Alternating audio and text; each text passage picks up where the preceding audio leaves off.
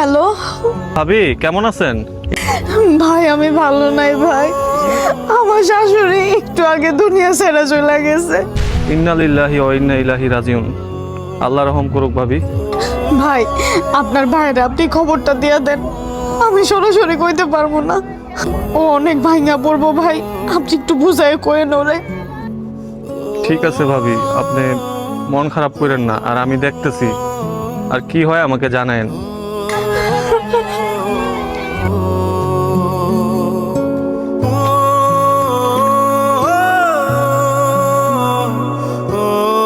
তোমার হ্যাঁ বন্ধু কও।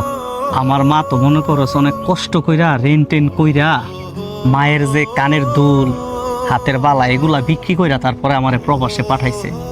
সবই তো জানি। এখন বেতন যেহেতু পাইছি, আজকে বিকালে